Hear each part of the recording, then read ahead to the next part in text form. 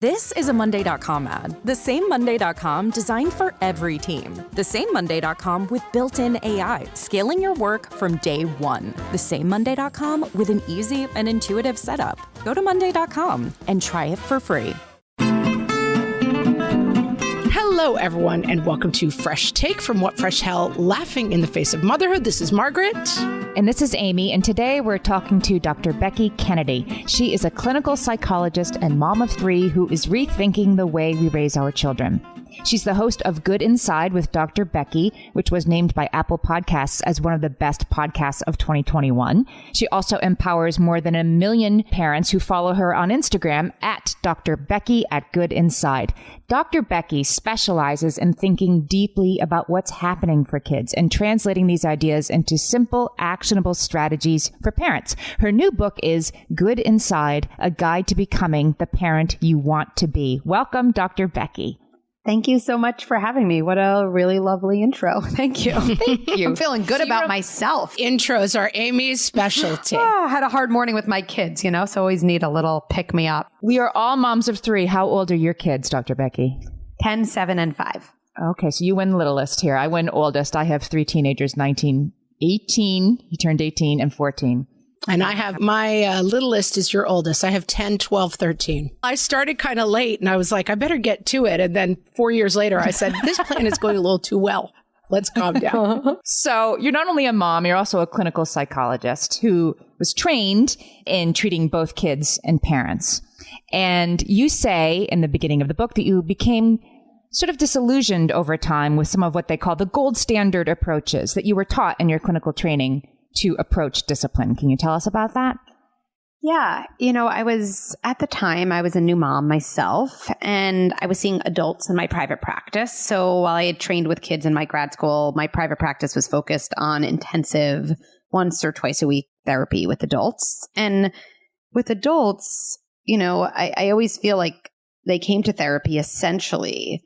They didn't say this, but with a set of struggles where things that worked for them early on, ways they had to adapt to their childhood early on, were starting to work against them. And I think that's always true with us adults. And yet, understandably, and in some ways with gratitude, our body is hesitant to let go of the things that were put in place to protect us. And so that's often why we go to therapy. We never say that's why, but that's usually why all of us go, right? Even though the quote symptoms on the surface look different. But I've never heard it put that way. Just that the strategies that you put in place for yourself to survive your childhood work perfectly wrongly when you become a parent yourself. I never thought of it that way. Yeah, it's why I even say, it's not like I don't believe in symptoms, but I find like symptoms and diagnosis, it pathologizes things in adults that were adaptations early on. And then in adult therapy, I feel like it's a process of rewiring, right? Of kind of acknowledging the things that used to help you and no longer do, and helping our body feel safe enough to make changes. And at the same time as I was doing that, I had my own son at that time, and I loved, working with parents, and I loved doing something a little different from therapy, which was like parent coaching. Parents would say, hey, maybe I even have my own therapist, or I'm not interested in therapy, but I'm struggling with my kid. And I don't really think my kid even needs the therapist as much as like, I just need your help helping my kid. Right. So then I was thinking, okay, this is kind of like a little new for me, even though I think I didn't realize at the time, like it's actually not that different in some ways than so many of the themes that would come up in therapy or other areas. I said, like, I'm going to go get more training. And so I did. I went to this kind of gold standard, evidence-based parent coaching program. And at first, I really mean this, like, I loved everything they taught, because like there's something about the behavioral approach that just lights up the logic parts of your brain, and your brain's like feeding on. You're like, this is amazing. I'm going to change the world. This makes so much sense. It's so linear. And I like linear things, who doesn't? And so it was all about timeouts and punishments and rewards and sticker charts and ignoring and reinforcement. And essentially, how do you help kids, or how do you change kids, is you get more of the good, you get less of the bad, and voila. And so I did this program, and then I went back to my private practice. Like, okay, I can take on more coaching clients. I'm so prepared. I have all these strategies. And I really did hear myself with one of them giving advice. I was just like, I don't believe in this. Like, it's coming out, but like, I don't believe in this. I would never do this with my own kid. And mostly also after years of working with adults, there's no part of this that I would ever recommend to adults in therapy. Like, this is so different from the way I help adults. And helping kids can't be a 180 from helping adults. Like, we're more similar than we are different, us adults and children. And so I literally, in my practice, I was like describing giving a timeout and sticker charts or something. And I literally said to this poor couple, like, I'm sorry, I don't believe anything I'm telling you. And they were like, well, that's disconcerting. And I was like, the only thing I can promise you right now is I'm not going to charge you for this session. But like, I have a feeling in a couple of weeks, I just have to like clear my mind. Because I was like, this isn't the way. Like, you see a behavior on the surface of a kid, and yes, that is a signal to you of something they're struggling with, but that's not the whole story. Just like we know if you have a leak in your ceiling, if you think the solution is to put duct tape on that leak, like even if it does stop the leak temporarily, like I don't think any adult think that's a great home improvement strategy. Like, you got to get to the source. And is it hard to get to the source? Is it, maybe timely sometimes? Yes, but I don't think any of us doubts that still it's just the only way. Like, you can't just forever duct tape. So the thing that you were seeing that was disconnected for you is that people were coming in and maybe saying like, my kid has a temper, and you were trying to attack the kid's temper. What did you see as the symptoms that were disconnected for you? So a couple things. So why is my 6-year-old not listening to anything I say? I say to, put your shoes on. They don't do it. I say to clean their room. And then you can get into this whole awful kind of negative cycle with them, right? So they don't listen. Then you feel internally, you're like, I kind of hate my kid, or I have a rude kid. I have an obnoxious kid. Then you look at them as the enemy. When you look at someone as the enemy, you treat them like the enemy. Then you're like, you don't listen to anything I say. You're, I don't know, not going to get TV for a week. And then you're like, I don't even want to say that. Like, why did I say that? Okay, I guess I have to not give my kid right. Now I'm in hell because I can't actually let my kid watch TV. Like, the times those came out of my mouth. And I was like, no. Exactly. Then you're like, I guess I'll give you a sticker chart every time you listen. But then you're like, what am I doing? Like, listening for anything? Like, okay, I guess I'm getting a sticker. And then they're like, I should have gotten a sticker for that one. Now I'm fighting about the sticker. Like, what is happening? And the listening problem, which is the thing someone presents with, my kid never listens. Like, that is a really important window in my mind into something a child is struggling with, or actually into probably something your relationship with that child is struggling with. Because here's what we forget as an example in listening. Why don't I listen to my husband? Let's say that. Like, if I was sitting on the couch reading a book, which I never do, but it's a fantasy. Let's say I did. Let's imagine a world in which that's possible. And if my husband is like, Becky, please go get me a glass of water. And if I was like, no, like you can get yourself water or something like that. Or even I was like, no, I'm reading. If he was like, you have a listening problem and you can't watch TV for a week, I'd be like, I don't really think that's the problem. Like, I didn't do the thing you wanted me to do and you seem frustrated, but I don't think I'm your enemy here. In that situation, I think we all know if my partner was like, hey, I see you sitting, you look like you've had a long day. Like, I'd really appreciate it if you got me a glass of water. Or even if earlier in that day, he was really listening to me about something and I found him very supportive, I probably would do it. I think that's an example where we see something on the surface, a behavior. And then we can so easily with the kid take a quote bad behavior and really believe that like that's the type of person my kid is. My kid is the behavior. And this goes to the term good inside, which is the title of my book. Like, I have a good kid who's not listening to me. I have a good kid who's hitting her brother. I have a good kid who's having massive tantrums every time I say no. I wonder what's going on. I wonder what skills my kid is missing. I wonder what my kid needs my help with. I wonder what my role is in these hard moments just to at least stop the damage before we can work on those larger skills. Like, now we're talking. Now we're seeing what's happening on the surface as a signal into what my child needs, into what else might be going on in their life. Maybe they're having tantrums because kids are mean to them at school. And guess what? I can punish them for having tantrums. I don't think anyone thinks that's going to help my kid feel supported at school.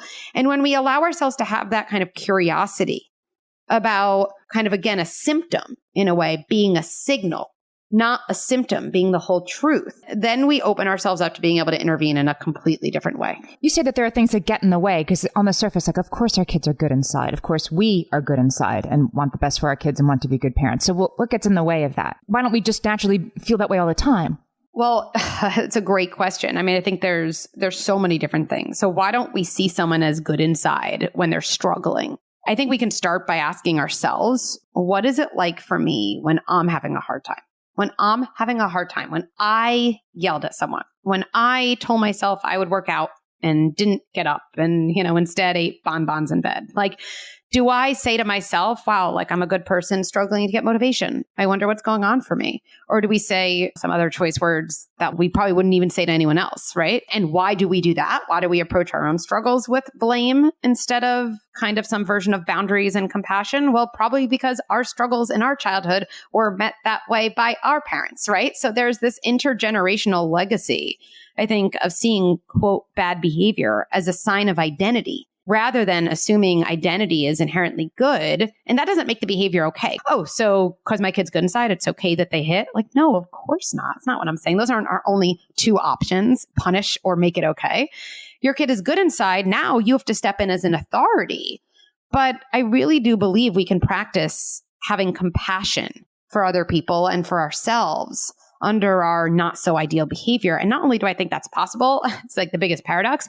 I think the only way we change is by actually doing that. So it's not just a nice to have, it's actually all about being effective.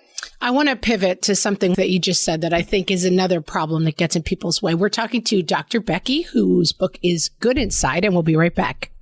Hellions, it's time for some spring cleaning, and I don't just mean the coat closets. Doing your financial spring cleaning can actually be super easy when you let Monarch do your financial spring cleaning for you. One dashboard that gets your entire financial life organized. No more clutter, no more mess, no more logins scattered everywhere, just accounts, investments, property, and more, all in one place. Get your first year of Monarch for half off, just $50 with promo code FRESH. Monarch allows you to look not only at what you've already spent, but also to plan for the future. With Monarch, you can set savings goals, plan for big purchases, and notice spending trends before they become a problem. I can generate cash flow reports that show me what we spent this quarter, this month, what we're probably going to spend next month, and feel prepared, organized, and knowing how to plan for the future. No more surprises and a lot more clarity. Try Monarch. Use code FRESH at monarch.com to get your first year half off at just $50. That's 50% off your first year at monarch.com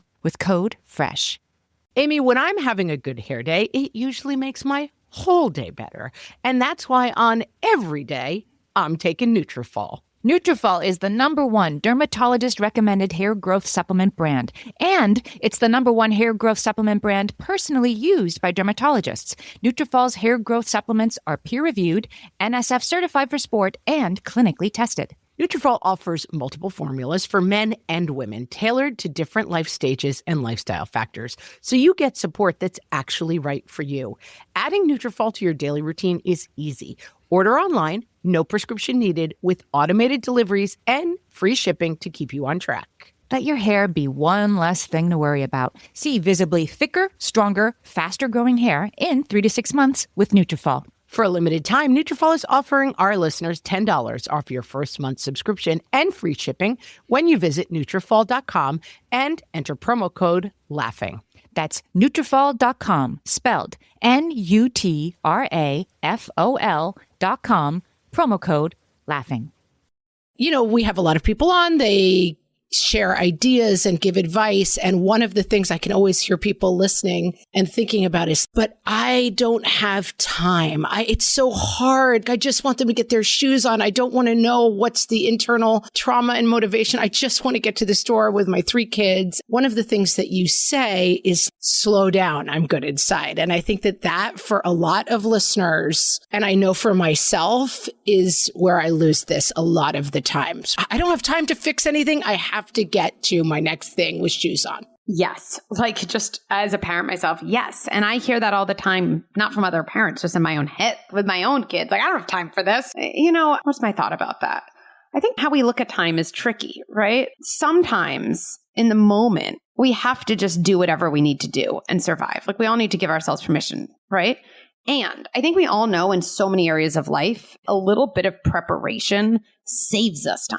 Because I'm parents like, I don't have time to say to myself, wait, I can do this. I'm good inside. And I definitely don't have time to say to my kid, oh, you really wanted that block, or something, instead of, why are you hitting Bobby, or whatever we'd say. Here's the thing I think we often forget. So instead I yell at my kid. Like that saves people time because I know usually what happens after you yell. Then you yell, you're dysregulated. Then your kid gets more dysregulated. Then you are losing even more time because you're in a guilt spiral and a shame spiral and you're reacting like, I don't know any parent who's like the most efficient, time effective way when I feel really good about my use of time is when I'm just reactive and explosive. I've never heard someone say that. So when parents are like, I don't know if I have time, what I actually think is happening, and I think this is very, very true. This is like learning a different language. Learning a different language feels awkward. If I was really trying to speak another language fluently, I would catch myself speaking English and then having to pause. I'd think about saying something in Mandarin and have to like repeat it to myself a couple times before it came out. But if Mandarin is my most effective language with my kids, I can speak all the English I want naturally, but I'm probably just adding time, given that English is not going to get me to the place I want to get. So yes, it takes time, and I promise it saves so much more time. This is sort of the idea that you return to again and again in the book, that two things can be true. I used this approach just last night. One of my big kids was really just recalcitrant and would not send this email that they really need to send. And we've been talking about it for days. It's so annoying that mom keeps bringing it up, that kind of thing. My point of view is like, just send the email and we don't have to talk about it anymore. What is the problem? But I thought about this last night because I was reading the book, that two things can be true, right? From where I stand, it would be so much easier to spend 45 seconds doing this thing and it never has to be discussed again. And from where my kid is standing, there's something getting in the way. And that is also true. That's also valid, even if I don't like it or agree with it.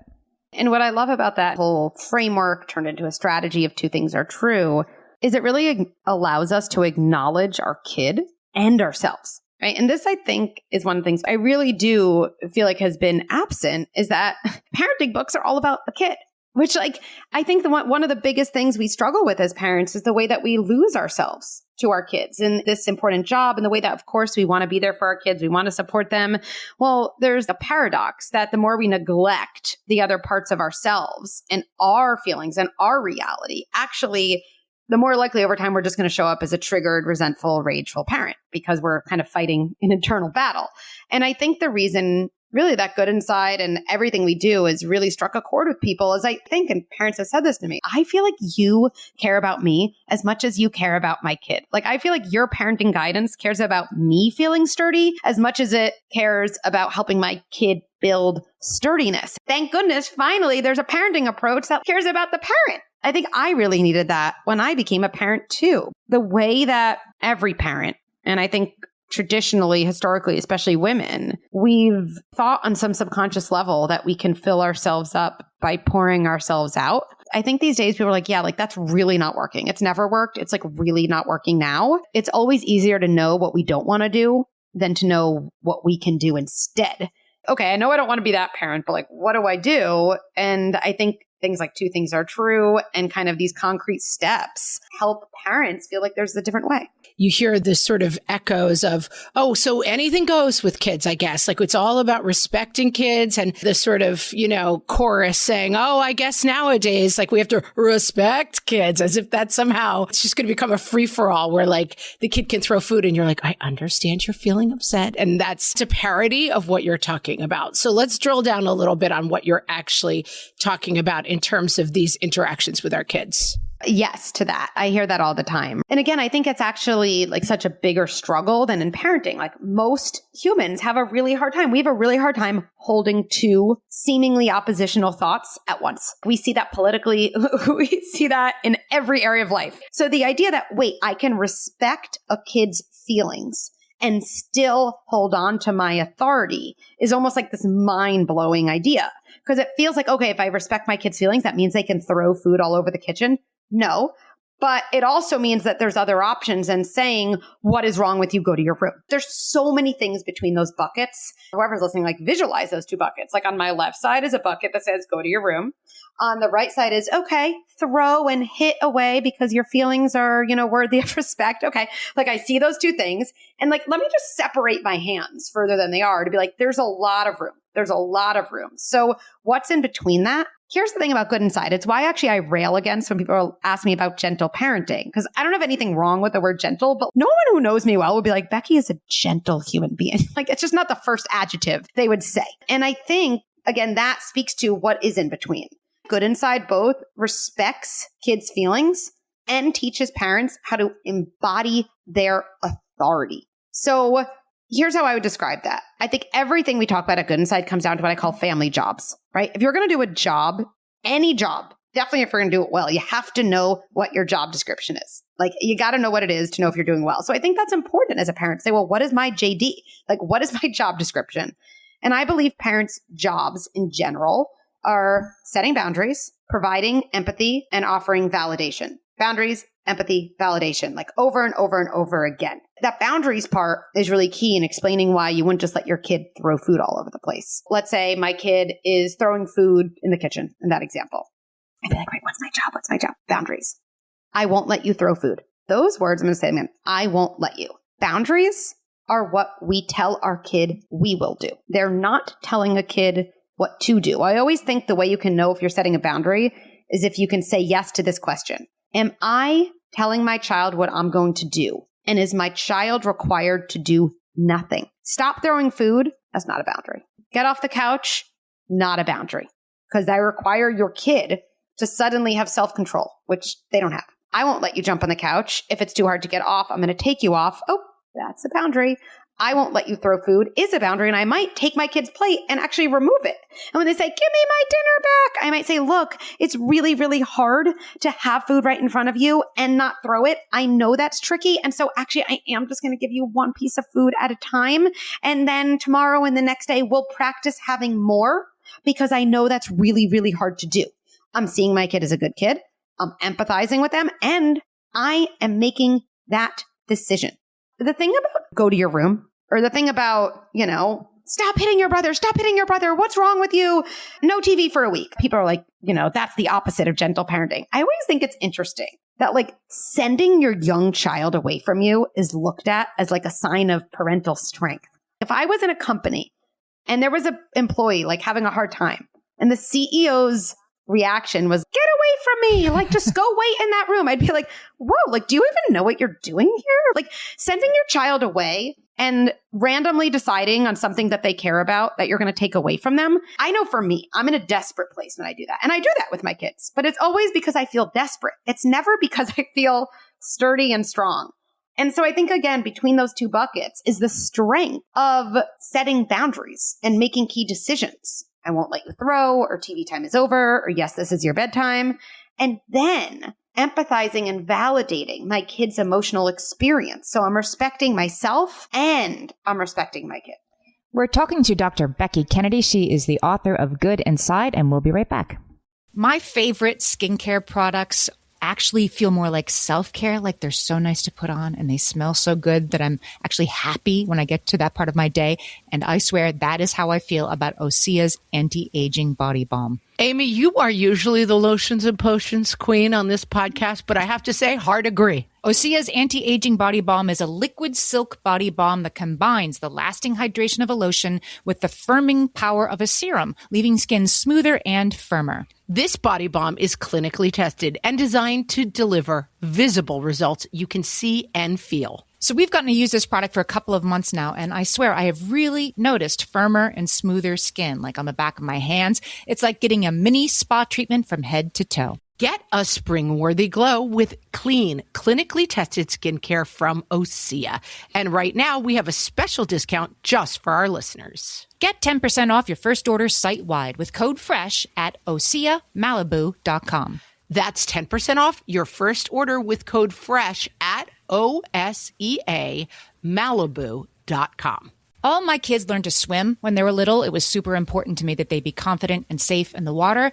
There was only one problem with that, taking them to swim lessons. I mean, the pools were freezing. There were always cranky adults doing laps right there. And it was definitely not, for any of us, what you would call fun. Amy, heard. But now there's Goldfish Swim School. Goldfish takes a really thoughtful approach to swim lessons, combining research-based teaching with a warm, kid-friendly environment that actually helps kids thrive in the water. Every detail at Goldfish is thoughtfully designed to create a golden experience, from shiver-free, warm indoor pools to comfy waiting areas for parents to professionally trained lifeguards on deck. Goldfish uses an approach called the science of swim play, which combines guided play with proven teaching techniques to help kids learn to swim, build water safety skills, and gain confidence all at their own pace.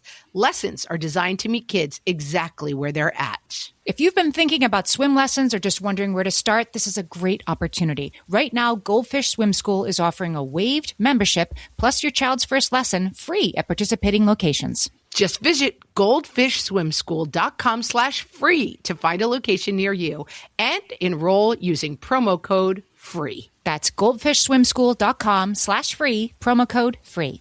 So, Dr. Becky, I wanted to be sure to get to something you call the MGI, the most generous interpretation, because it reminds me of something Margaret often says on this podcast, which is that you should come for your place of highest generosity. And this seems to me to be very similar, I think. But can you explain what MGI is and how we can use it in our parenting? Yes. So, I love sharing kind of big framework shifts because I actually think, and I love a good strategy and script too as a parent, but it's actually a framework shift that gets us unstuck. So we're like, oh, wow, I didn't look at it that way. And so one framework is the idea that we're good inside and our kids are too. That is actually a big framework shift away from all these more behavioral parenting approaches. But to me, the thing about a framework is I know when I hear a new framework that actually excites me in any area of life, I'm like, okay, but how do I do the framework? So I like turning a framework into a strategy. And MGI to me is the strategy of the good inside framework. So if my kid is good inside, how do I do that as a strategy? Well, I think I asked myself the question, what is my most generous interpretation of whatever my kid just did that I want to react harshly to? Or what is my MGI, most generous interpretation of my behavior that I just engaged in that I'm not really so proud of? And when we ask ourselves the most generous interpretation, what we always do, it's like a hack, is we always end up seeing a behavior as a sign of a struggle rather than a sign of identity. Because it's just easier to come up with the LGI, like the least generous. Why did I yell at my kid? Because I'm a horrible mom. Like you just can come up with that really quickly. Why did my daughter hit her sister? Because she's a sociopath. Like we say these things like so fast. We're like, wow, it's such a big leap. And coming up with an MGI for anyone listening, like if it's hard, it doesn't mean anything's wrong with you. It's truly a different muscle. And it's actually a hard exercise because you have to actually see who a kid is as different than the behavior they just engaged in, or who you are as different from the behavior you just engaged in. And so if it's tricky to do that, just remind yourself, well, I am building a new muscle. And if I went to the gym to work a muscle that was totally new, I'd probably find my first set of exercises really, really hard there too. That's just what happens when you build new muscles. We say all the time, like, watch your story. What's the story you're telling yourself? Is the story you're telling yourself, my in-laws were put on the earth to make my life hell? Or is your story like, well, I need to balance a bunch of different families? Just your story is kind of central to how you function through these things. And I think especially with kids, especially with multiple kids, that you can be like, this is my kid who's lazy. This is my kid who's messy. This is my kid that whatever that default setting in our brain, this is my husband who just gets in our way at home because he doesn't know how we do things here. And I think that this work is something we talk a lot about on the podcast, and just the very simple good inside. It's like, what if I believed that my husband was coming in good inside as opposed to coming in to bring problems and confusion and upset? Like, I married a person because I thought he was good. The layers that go on top of that, it just happens faster than you realize. So fast. And I think that underneath that, the foundation to that is so powerful, as you said. Always. We don't respond to other people's behavior. We respond to the circuit in our body that activates when we witness someone's behavior. That's like a really, really big difference. And it explains why different people have different reactions to the same stimulus. And I always think in that way, like our kids, our partners they can just be pawns in our game. They're like actors in our play. I think it's easy to then go into, oh, so something's wrong with me. That's often the first thought we have, but it's not ever the truth. It really just means, oh, well, that's actually really empowering, because that means if I get to know my own story or my own circuit, then like I can show up totally differently.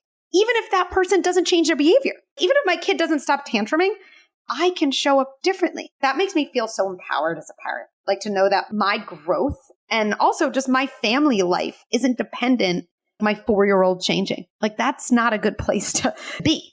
And then here's the biggest irony. My kid's tantruming and I show up differently. Well, we are all wired in a relational context. So my showing up differently, my child will absorb my calm. My child will absorb my boundary without shame. And guess what? That helps them build coping skills. And at some point when I say, no, we're not having ice cream today because I showed up differently, my child will take a deep breath or say, oh, that's a bummer, instead of flailing on the floor and having a huge meltdown. So we're teaching our kids that they have the capacity to change. I think sometimes we think we have to lock it down. This kid is misbehaving. It reflects on me.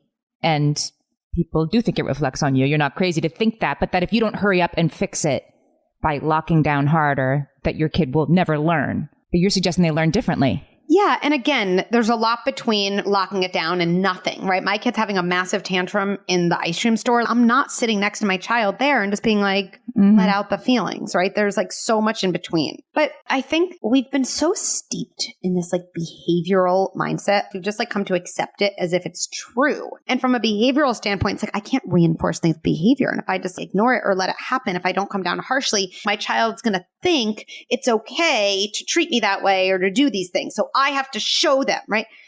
That's a theory.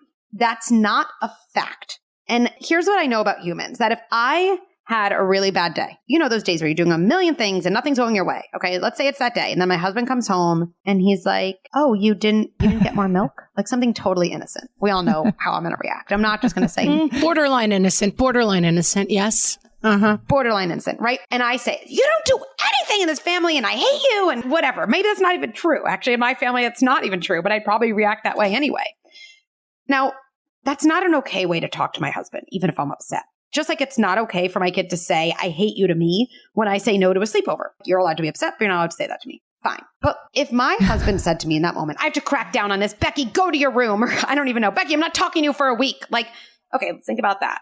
And then let's think if my husband was like, Becky, whoa, that was not okay the way you responded to me. And you must be upset about something beyond my asking. And honestly, I care more about all of that than I do about the way it came out in your words. And so like, maybe we just both need to cool down, but then let's actually talk about it because it sounds like you had a hard day. I want to know the person who's like in that situation thinking, wow, my husband just reinforced my rudeness and he's letting me know that it is okay to talk to him that way. And tomorrow I'm going to be more likely to be rude to him because he came at me from this place of understanding. I just really don't think that's the way humans think. I really don't. Right? Now, might he have to say, hey, you've been doing this often? Like, what's really going on? Maybe that could happen. But I just think humans aren't just governed by behavioral reinforcement principles, number one.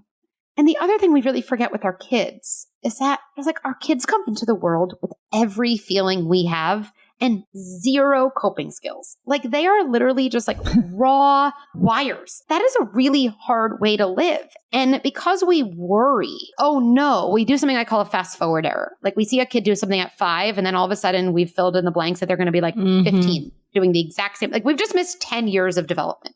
Like 10 years. And then we respond today based on our anxiety and fear, not based on what's happening in front of us. So I would say to parents, number one, even you would know that if someone comes at you with a boundary, but also kindness, that's not reinforcing your behavior. It's probably what you need. Number two, our kids actually don't have the skills. They don't have anywhere close to the skills that hopefully you are going to help them develop throughout their childhood. We kind of have to trust ourselves and trust development. You know, that doesn't mean do nothing, but I think it's why if we have a parenting approach that makes sense, and we can look at our kids with generosity, we become less focused on our single reaction to a behavior and much more invested in the overall process. We've been talking to Dr. Becky Kennedy. Her new book is Good Inside, a guide to becoming the parent you want to be. Dr. Becky, tell our listeners about all the places they can find you. So goodinside.com is the home to everything Good Inside. So from there, you can find my book, goodinside.com/book, or just navigate to it. From there, also, you can sign up for my Thursday email. It's like really where I just put my organized thoughts in one place. That's called Good Insider. And then all my social media is there. And then my whole membership platform is there as well. And that comes from the fact that I feel like parents need not only resources, but they also need community and expert support to really both have frameworks and strategies that work for them, but also get answers to their personal questions to tweak things in a way that feel right for them. And so a whole digital library with all my workshops and scripts and short videos, and then a really large global community and parenting coaches trained in the Good Inside approach, doing live events and answering questions. That's all a part of the membership. Awesome. I loved this conversation. It really had some eye-openers for me. Well, thank you so much for having me. This was amazing. I love talking with both of you and look forward to doing it again soon. Thanks so much. Thanks, Dr. Becky.